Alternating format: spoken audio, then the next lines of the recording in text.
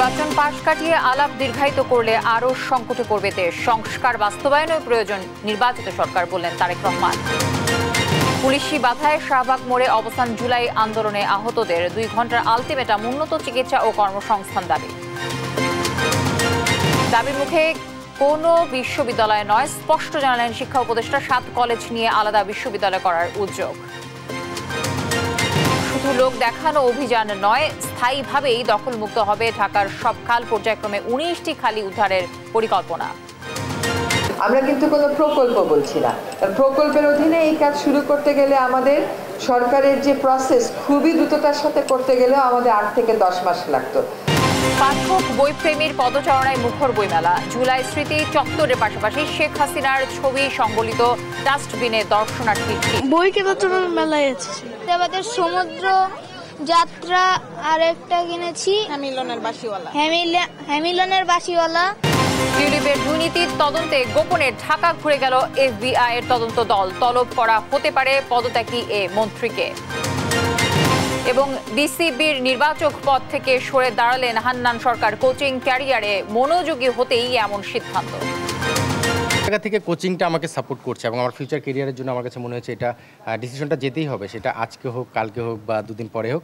তো ক্রিকেট বোর্ডের বর্তমান দৃষ্টিভঙ্গিটা আমার কাছে মনে হচ্ছে আমাকে ইন্সপায়ার করেছে এই ধরনের সিদ্ধান্তে যাওয়ার ক্ষেত্রে। দর্শক, সংবাদ রাতে শুনছিলেন KSTN টিভির সংবাদ শিরোনামগুলো। সঙ্গে রয়েছে আমি তানজিয়া জুথি। নির্বাচনকে পাশ কাটিয়ে সংস্কারের আলাপ দীর্ঘায়িত করলে দেশ আরও সংকটের মুখে পড়বে।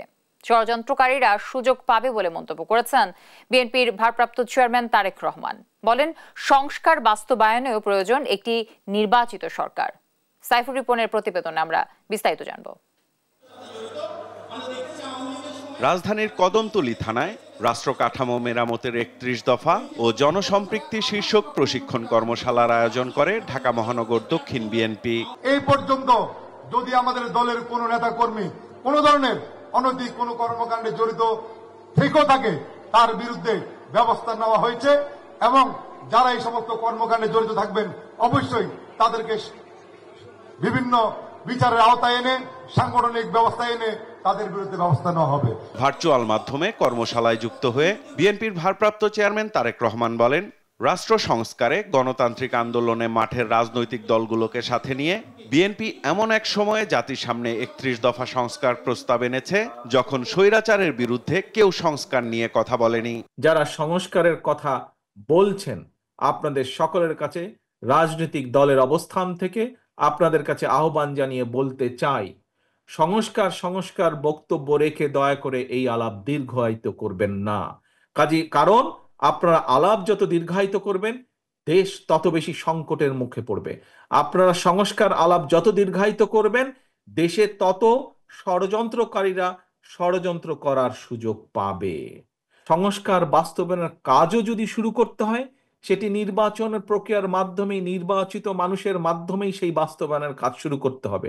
বলেন, দেশ ও জনগণের ভাগ্য পরিবর্তনের কাজ শুরু করতে চাইলে যত দ্রুত নির্বাচনের প্রক্রিয়ার মধ্যে যাওয়া যায় ততই মঙ্গল। যদি আমরা সত্যিকার ভাবে জনগণের ভোটের মাধ্যমে একটি সরকার গঠন করতে পারি তাহলে ওই সরকার তখন জনগণের কাছে জবাবদিহিতা করতে বাধ্য থাকবে। কারণ 5 বছর পরে আবার এই সরকার, যেই সরকারই আসবে এই সামনের নির্বাচনে, তাদেরকে আবার পরবর্তী 5 বছর পরে তো জনগণের কাছে যেতেই হবে। সেই কাজগুলো তারা কতটুকু কি করলো জনগণ তখন জবাব চাইবে। যদি সঠিকভাবে করতে পারে, কম বেশি করতে পারে, তাহলে জনগণ সেটি এক দৃষ্টিতে দেখবে। যদি ওই 10 টাকা কেজি চাল খাওয়াবো বলে 70 টাকা কেজি চাল খেয়েছে এরকম ঘটনা হয়, তাহলে ওই 5ই আগস্টের মতন ঘটনা ঘটবে। অথবা ভোটের ব্যবস্থা যদি ঠিক থাকে তাহলে ভোটের মাধ্যমে জনগণ তাদেরকে ছুঁড়ে ফেলে দিবে। জনসমর্থন নিয়ে বিএনপি সরকার গঠন করতে পারলে 31 দফা বাস্তবায়নের মাধ্যমে জনগণের কাছে করা ওয়াদা পূরণের প্রত্যয় পুনর্ব্যক্ত করেন বিএনপির ভারপ্রাপ্ত চেয়ারম্যান। সেই ওয়াদা পূরণের সর্বোচ্চ আমরা চেষ্টা করব। সাইফুল রিপন, দেশ টিভি, ঢাকা। এদিকে মার্কিন ন্যাশনাল প্রেয়ার ব্রেকফাস্টে যোগ দিতে রোববার সন্ধ্যায় যুক্তরাষ্ট্রের উদ্দেশ্যে দেশ ছেড়েছেন বিএনপির মহাসচিব মির্জা ফখরুল ইসলাম আলমগীর ও স্থায়ী কমিটির সদস্য আমির খসরু মাহমুদ চৌধুরী। 5 ও 6 ফেব্রুয়ারি অনুষ্ঠিত হয়ে যাওয়া যুক্তরাষ্ট্রের বার্ষিক আয়োজন ন্যাশনাল প্রেয়ার ব্রেকফাস্টে বিএনপির ভারপ্রাপ্ত চেয়ারম্যান তারেক রহমান সহ 3 জনকে আমন্ত্রণ জানায় ইউএস কংগ্রেশনাল কংগ্রেস।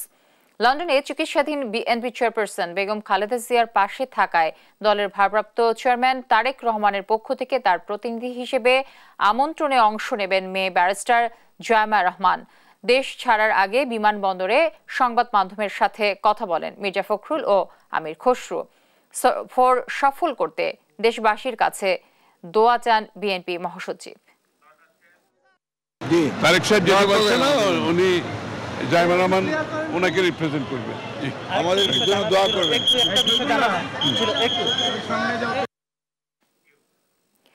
জুলাই গণ অভ্যুত্থানে আহতরা রাজধানীর শ্যামলী সড়ক ছেড়ে প্রধান উপদেষ্টার বাসভবন যমুনা অভিমুখে যাত্রা শুরু করেন।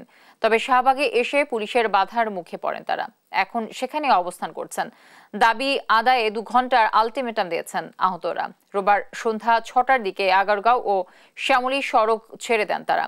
এরপর 6:45টার দিকে আগারগাঁও হাসপাতাল এলাকা থেকে প্রধান উপদেষ্টার বাসভবনের দিকে রওনা হন তারা।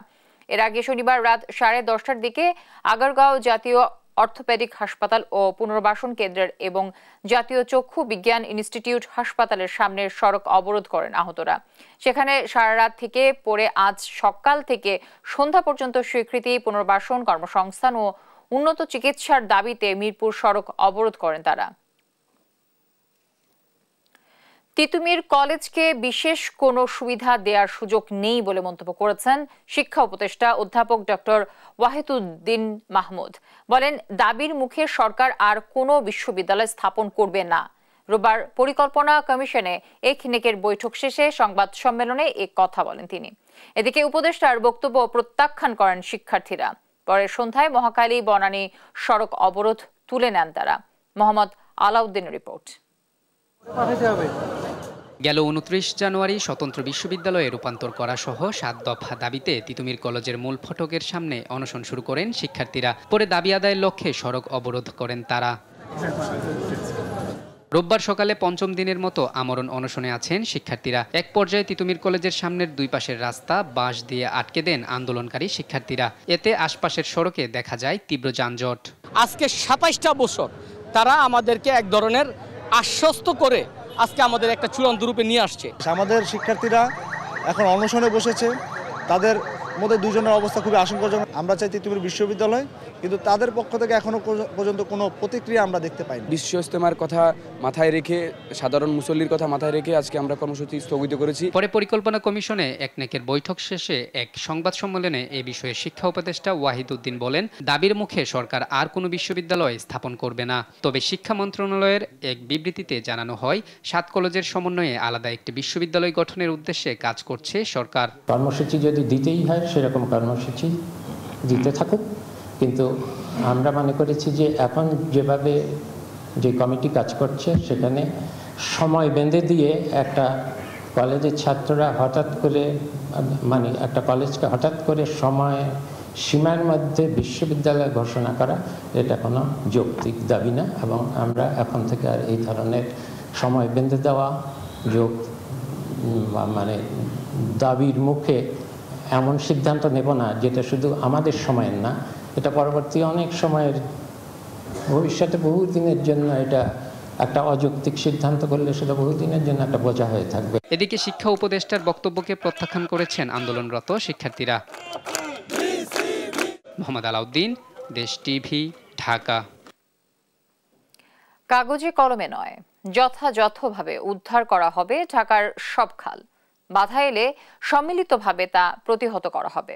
সকালে মিরপুরের বাউনিয়ায় 6টি খালের সংস্কার কার্যক্রম উদ্বোধন করে এসব কথা বলেন পরিবেশ উপদেষ্টা সৈয়দা রিজওয়ানা হাসান। আর পর্যায়ক্রমে ঢাকার 19টি খাল পুনরুদ্ধার করা হবে জানিয়ে স্থানীয় সরকার উপদেষ্টা আসিফ মাহমুদ বলেন, স্বল্প সময়ে এ সমস্যার সমাধান সম্ভব না হলেও অন্তর্বর্তী সরকার একটি রূপরেখা করে যাবে। শিউলি রায়ের রিপোর্ট। ঢাকার খাল জলাশয় পুনরুদ্ধার ও ব্যবস্থাপনার উদ্যোগ নিয়েছে অন্তর্বর্তী সরকার। সেই লক্ষ্যে রোববার মিরপুরে বাউনিয়ায় 6টি খাল সংস্কার কার্যক্রম উদ্বোধন করেন পরিবেশ উপদেষ্টা সৈয়দা রিজওয়ানা হাসান।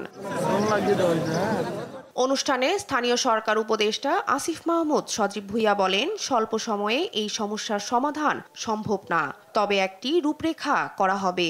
অতি স্বল্প সময়ের মধ্যে আমাদের পক্ষে অনেক বড় বড় সমস্যার সমাধান করা সম্ভব নয়।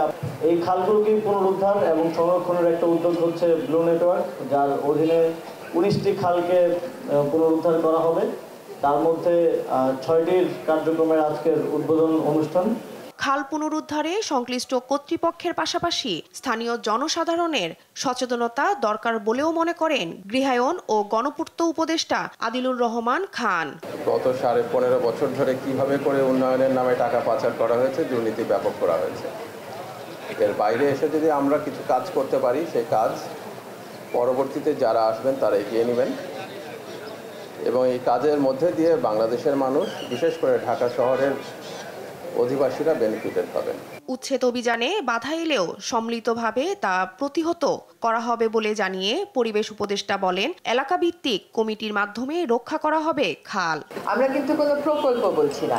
প্রকল্পের অধীনে এই কাজ শুরু করতে গেলে আমাদের সরকারের যে প্রসেস খুবই দ্রুততার সাথে করতে গেলেও আমাদের 8 থেকে 10 মাস লাগতো। কাজে আমরা যার যেখানে ড্রেনেজ, ইমার্জেন্সি সাপোর্ট যা আছে সেটা নিয়েই মোটামুটি কাজটা শুরু করছি। বর্ষার মধ্যেই আরও 19টি খাল পুনরুদ্ধারে কাজ শুরু হবে বলেও জানান উপদেষ্টারা। শিউলি রায়, দেশ টিভি, ঢাকা। অবৈধ সম্পদ অর্জনের অভিযোগে সাবেক নৌ পরিবহন মন্ত্রী শাহজাহান খান ও তার পরিবারের বিরুদ্ধে 3টি মামলা অনুমোদন দিয়েছে দুর্নীতি দমন কমিশন দুদক। রোববার সেগুনবাগিচায় সংস্থাটির প্রধান কার্যালয়ে সাংবাদিকদের বিষয়টি নিশ্চিত করেছেন দুদক মহাপরিচালক আক্তার হোসেন। অনুমোদিত মামলায় সাবেক মন্ত্রী শাহজাহান খানের বিরুদ্ধে 11,36,51,000 টাকার অবৈধ সম্পদ অর্জন ও তার ব্যাংক হিসেবে 86,69,00,000 টাকার সন্দেহভাজন লেনদেনের অভিযোগ আনা হয়েছে। তার স্ত্রী সৈয়দা রোকেয়া বেগমের বিরুদ্ধে 4,47,00,000 টাকার অবৈধ সম্পদ অর্জনের অভিযোগ দ্বিতীয় মামলা অনুমোদন দেয়া হয় দুদক। এছাড়া তৃতীয় মামলায় তাদের ছেলে আনিসুর রহমানের বিরুদ্ধে 9,89,00,000 টাকার অবৈধ সম্পদ অর্জনের আনা হয়েছে।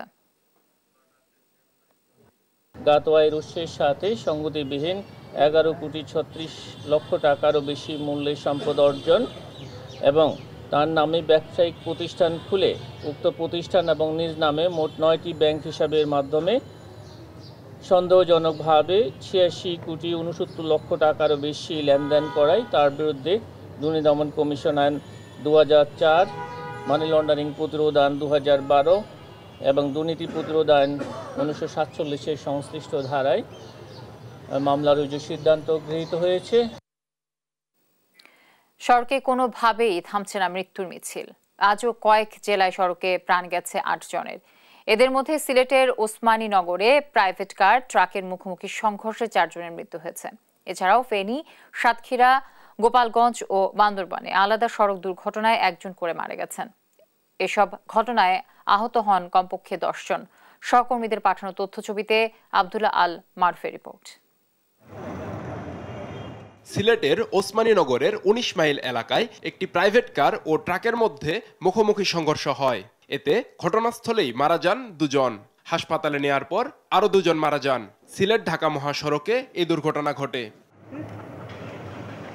এদিকে ফেনী সোনাগাজী আঞ্চলিক সড়কে কাভার্ড ভ্যান ও সিএনজি অটোরিকশা সংঘর্ষ হয়। এতে ঘটনাস্থলে নিহত হন 1 জন। এ সময় অটোরিকশাটি দুমড়ে মুচড়ে যায়। গুরুতর আহত হয় আরও 3 জন। সকাল 9টার দিকে সাতক্ষীরার দেবহাটায় ট্রলির চাপায় নিহত হয়েছেন দেবীশহর সরকারি প্রাথমিক বিদ্যালয়ের 2য় শ্রেণীর ছাত্রী। স্থানীয়রা জানায় শিমুলবাড়িয়া গ্রামের আলমগীর হোসেনের 8 বছরের শিশু মিম সকালে স্কুলের সামনে চলন্ত ট্রলির চাপায় নিহত হয়। এ সময় স্থানীয়রা ট্রলি চালক মনিরুল ইসলাম মুন্নাকে আটক করে পুলিশে সোপর্দ করে। গোপালগঞ্জে বাস ও ট্রলির সংঘর্ষে নিহত হয়েছে ট্রলির হেলপার। দুর্ঘটনায় আহত হয়েছে আরও 5 জন। দুপুরে ঢাকা খুলনা মহাসড়কে গোপালগঞ্জ সদর উপজেলার গোপীনাথপুর এলাকায় এ দুর্ঘটনা ঘটে। এদিকে বান্দরবানে জিপ গাড়ি ও মোটরসাইকেলের মুখোমুখি সংঘর্ষে নিহত হয়েছে মোটরসাইকেলের এক আরোহী। এ সময় আহত হন আরও 2 জন। তারা রোয়াংছড়ি উপজেলার তারাছা ইউনিয়নের দলিয়ানপাড়ার বাসিন্দা বলে জানায় স্থানীয়রা। আব্দুল্লাহ আল মারুফ, নিউজ ডেস্ক, দেশ টিভি। দ্বিতীয় দিনে পাঠক বই প্রেমীদের পদচারণায় জমে উঠেছে অমর 21শে বইমেলা। শিশু চত্বরের পাশাপাশি জুলাই স্মৃতি চত্বর ঘিরেও বই প্রেমীদের ভিড়। মেলায় আসা অনেকেরই আগ্রহের কেন্দ্রবিন্দু শেখ হাসিনার ছবি সম্বলিত ডাস্টবিন। জান্নাতুল মোহনার রিপোর্ট, জানাচ্ছেন আপন অপু। জুলাইয়ের স্মৃতি ধারণ করে এবারের বইমেলার বিশেষ আয়োজন জুলাই স্মৃতি চত্বর, যেখানে মিলছে জুলাই অভ্যুত্থান সংশ্লিষ্ট বই, পোস্টার। জুলাইয়ের যে স্পিরিটটা আর কি আমাদের স্টল থেকে বলেন বা অন্যান্য যে স্টলগুলো আছে এগুলো সবগুলো থেকে আমরা চাচ্ছি যে জুলাইটা মানুষ যাতে ভুলে না যায়, এটা প্রতিনিয়ত মানুষকে মনে করে দেওয়ার জন্য বা যাই বলেন মানুষের মনে যাতে রাখে। বৈষম্য বিরোধী ছাত্র আন্দোলন স্টলের পাশেই রাখা আলোচিত শেখ হাসিনার ছবি সম্বলিত ডাস্টবিন ঘিরে চলছে উন্মাদনা। ডাস্টবিনটি দেখতে আসছেন অনেকেই। দেখে আমরা আবর্জনা ফেলানোর যোগ্য স্থান এটাই মনে করছি। উনি যা করেছে এটা আসলে খুব কম। হ্যাঁ, এর চেয়ে ঘৃণাবোধ, আসলে এটা সভ্য একটা ঘৃণাবোধ প্রকাশের একটা মিডিয়ামই। মেলার দ্বিতীয় দিনে শিশু চত্বরে জমে উঠেছে বই বিক্রি। সিন্দাবাদের সমুদ্র যাত্রা আর একটা কিনেছি, হ্যামিলনের বাসিওয়ালা। বই কেনার জন্য মেলায় এসেছি এবং বই দেখার জন্য। বইমেলার প্রেক্ষাপট জানতে এবং বই পাঠে আগ্রহী করতে অনেকেই মেলায় আসেন পরিবার সহ। অবশ্যই বাংলা সংস্কৃতি, এটা আমাদের সংস্কৃতি। বাংলা 21শে ফেব্রুয়ারি একটা ভাষার মাস, এটা এই জন্য আসি। বই কিনে কেউ কখনো দেউলিয়া হয় না। মেলার দ্বিতীয় দিনে নতুন বই প্রকাশিত হয়েছে 13টি। সামনের দিনগুলোতে প্রাণের মেলা আরও জমজমাট হবে বলে প্রত্যাশা পাঠক ও প্রকাশকদের। আপন অপু, দেশ টিভি, ঢাকা। দর্শক, আপনাদেরকে যেমনটি জানাচ্ছিলাম সংবাদের প্রথমে যে পুলিশি বাধায় শাহবাগ মোড়ে অবস্থান নিয়েছেন জুলাই আন্দোলনের আহতরা এবং তারা কিন্তু 2 ঘন্টার আলটিমেটাম দিয়েছে যে উন্নত চিকিৎসা এবং কর্মসংস্থানের জন্য। সেখানকার বিস্তারিত আরো জানবো আমাদের সহকর্মী তারেক আছেন, তারেকের কাছ থেকে জানবো। তারেক, শাহবাগ মোড়ে এখন আসলে সেখানকার অবস্থান কেমন দেখছেন এবং আহতদের দেওয়া আলটিমেটামের বিষয়ে কোনো সিদ্ধান্ত হয়েছে কিনা, কি তথ্য রয়েছে আপনার কাছে? যদি আপনি জানেন, সুচিকিৎসা পুনর্বাসন এবং রাষ্ট্রীয় স্বীকৃতির দাবিতে কিন্তু গত রাত থেকে আন্দোলন করে যাচ্ছেন জুলাই গণঅভ্যুত্থানে আহত শিক্ষার্থীরা। এই মুহূর্তে কিন্তু সন্ধ্যার পর থেকে তারা পূর্ব ঘোষণা অনুযায়ী তারা প্রধান উপদেষ্টার যমুনার বাসভবনের অভিমুখে পদযাত্রা করে শাহবাগের এই হোটেল ইন্টারকন্টিনেন্টালের মোড়ে কিন্তু তাদেরকে বাধায় আসলে আটকিয়ে দিয়েছেন পুলিশ এবং এখন তারা এখানে অবস্থান নিয়ে আসলে তাদের যে দাবি দেওয়া সেটা পেশ করছেন। একই সাথে তারা আসলে 2 ঘন্টার আলটিমেটাম দিয়েছেন। তারা যেমনটা বলেছেন যে আসলে যদি এই 2 ঘন্টার মধ্যে তাদের যে সকল দাবি, তাদের রাষ্ট্রীয় স্বীকৃতি এবং তাদের সুচিকিৎসার বিষয়টি নিশ্চিত করা, স্বাস্থ্য কার্ডের যে বিষয়টি সেটি আসলে পরিপূর্ণভাবে তাদেরকে দেয়া, একই সাথে জুলাই স্মৃতি যে ফাউন্ডেশনের যে অর্থ সেটার একটি আমলাতান্ত্রিক জটিলতা বা যে কাগজপত্রের যে দীর্ঘসূত্রিতা সেগুলো কমিয়ে তাদেরকে আসলে ঠিকভাবে সহায়তা দেওয়া সহ নানান দাবিতে কিন্তু তারা এখন এই শাহবাগের হোটেল ইন্টারকন্টিনেন্টালের মোড়ে ঠিক প্রধান উপদেষ্টার বাসভবনের ঢোকার সড়কে কিন্তু এখন এখানে অবস্থান করেছেন এবং যেমনটা জানিয়েছি আপনাকে যে আজ দিন দুপুর থেকে কিন্তু রাজধানীর শ্যামলীর যেই শিশু মেলা সড়কটি রয়েছে, মিরপুর সড়ক, সেই সড়কটি কিন্তু তারা অবরোধ করে রেখেছিলেন। এরপর কিন্তু সন্ধ্যায় তারা সবাই জড়ো হয়ে আসলে প্রধান উপদেষ্টার বাসভবনের দিকে যাত্রা শুরু করেন এবং সন্ধ্যা 8টার দিকে, রাত 8টার দিকে কিন্তু তারা এখানে আসেন এবং পুলিশের বাধার মুখে তারা এখানে অবস্থান নিতে বাধ্য হন। একই সাথে তারা আসলে 2 ঘন্টার আলটিমেটাম দিয়েছেন। শাহবাগ মোড় থেকে যুক্ত ছিলেন আমাদের সহকর্মী তারেক মাহমুদ সুজন।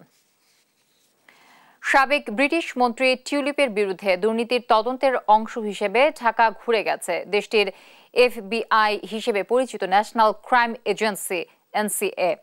ওই দলটি বাংলাদেশের দুর্নীতি দমন কমিশন দুদকের সঙ্গে ঢাকায় গোপন বৈঠক করে। বৈঠকের পরই এমনই তথ্য সামনে এনেছে ব্রিটিশ সংবাদ মাধ্যম দ্য ডেইলি মেইল। বৈঠকটি অনুষ্ঠিত হয় গত মাসে। পারমাণবিক বিদ্যুৎ ইস্যুতে দুর্নীতি এবং ফ্ল্যাট উপহার কাণ্ডে এনসিএ কর্মকর্তারা গোপনে ঢাকা সফর করেন বলে জানা গেছে। কর্মকর্তাদের টিউলিপের দুর্নীতির বিষয়ে অবহিত করা হয়, ফলে পদত্যাগী এ মন্ত্রীকে জিজ্ঞাসাবাদে তলব করা হতে পারে বলেও উঠে এসেছে ডেইলি মেইলের প্রতিবেদনে। বাংলাদেশ জাতীয় ক্রিকেট দলের নির্বাচক প্যানেল থেকে পদত্যাগ করেছেন নির্বাচক হান্নান সরকার। কোচিং ক্যারিয়ারে মনোযোগী হতেই এমন সিদ্ধান্ত নিয়েছেন তিনি। আর বিসিবির সঙ্গে আলোচনা করেই সিদ্ধান্ত নেওয়া হয়েছে। কোনো ধরনের নেতিবাচক সম্পর্ক বিসিবির সঙ্গে নেই বলে জানান তিনি। রোববার সাংবাদিকদের এসব কথা নিজেই জানিয়েছেন হান্নান সরকার। রিফাত আঞ্জুমের রিপোর্ট। বাংলাদেশ ক্রিকেট বোর্ডে নির্বাচক হিসাবে হান্নান সরকারের পথচলা শুরু হয়েছিল 2016 সালে। বয়সভিত্তিক ক্রিকেটে দীর্ঘদিন দায়িত্ব পালন শেষে গত বছর ফেব্রুয়ারিতে যুক্ত হয়েছিলেন জাতীয় দলের নির্বাচক কমিটিতে। তবে বছর না ঘুরতে স্বেচ্ছায় নির্বাচকের পদ ছেড়ে দিলেন হান্নান সরকার। শনিবার রাতে আনুষ্ঠানিকভাবে বিসিবিকে নির্বাচকের পদ থেকে পদত্যাগের কথা জানিয়েছেন সাবেক এই ক্রিকেটার। নির্বাচক পদ ছাড়লেও ক্রিকেটের সঙ্গেই থাকছেন হান্নান সরকার। তবে এবার নতুন ভূমিকায় হাজির হতে যাচ্ছেন তিনি। ভূমিকা বদলে এবার কোচিংয়ে ক্যারিয়ার করতে চান এই সংগঠক। সব জায়গা থেকে কোচিংটা আমাকে সাপোর্ট করছে এবং আমার ফিউচার ক্যারিয়ারের জন্য আমার কাছে মনে হচ্ছে এটা ডিসিশনটা যেতেই হবে, সেটা আজকে হোক, কালকে হোক বা দুদিন পরে হোক। তো ক্রিকেট বোর্ডের বর্তমান দৃষ্টিভঙ্গিটা আমার কাছে মনে হচ্ছে আমাকে ইন্সপায়ার করেছে এই ধরনের সিদ্ধান্তে যাওয়ার ক্ষেত্রে। আসন্ন ঢাকা প্রিমিয়ার লিগে কোচ হিসাবে দেখা যাবে হান্নান সরকারকে। নিজের ভবিষ্যতের কথা চিন্তা করেই কোচিংয়ের পথ বেছে নিচ্ছেন বলে জানিয়েছেন তিনি। প্রিমিয়ার লিগে কোচিং দিয়ে শুরু করার প্ল্যান আমার। প্রিমিয়ার লিগে আমার কিছু টিমের সঙ্গে কথা চলছে, এখন আমি ফাইনাল করিনি। তবে আমার লক্ষ্য থাকবে একটা ভালো টিমে যদি কোচিং করাতে পারি সেটা আমার ক্যারিয়ারের জন্য ভালো। হুট করে নির্বাচকের পদ ছাড়ার ঘোষণা দিলেও আগে থেকে বিষয়টি নিয়ে বিসিবির সঙ্গে আলোচনা করেছিলেন বলে জানিয়েছেন অভিজ্ঞ এই নির্বাচক। বিসিবির সঙ্গে স্বাভাবিকভাবে আমি কিন্তু এটা বেশ 3 মাস যাবতই আলোচনা করছি। আমার নাজমুল আবেদিন ফাহিম স্যার, ফাহিম সিনহা, সবার শেষে ফারুক ভাই আমাদের প্রেসিডেন্ট, ওনার সঙ্গে আমি কথা বলেছি। সবার সঙ্গে কথা বলে আমি সিদ্ধান্তটা নিয়েছি। 2024 সালে 12 ফেব্রুয়ারি প্রধান নির্বাচক গাজী আশরাফ হোসেন লিপুর ডেপুটি হিসাবে দায়িত্ব পান হান্নান। তবে বিসিবির সঙ্গে চুক্তি ছিল 2026 সাল পর্যন্ত। তার আগেই নতুন লক্ষ্য নিয়ে দায়িত্ব ছাড়লেন তিনি। এবার নতুন ভূমিকায় নিজেকে কতটা প্রমাণ করতে পারেন সেটাই এখন দেখার। রিফাত আঞ্জুম, দেশ টিভি, ঢাকা। দর্শক, এই ছিল এখনকার সংবাদরাত। পরের বুলেটিন দেখার আমন্ত্রণ রইল। ধন্যবাদ সবাইকে সাথে থাকার জন্য।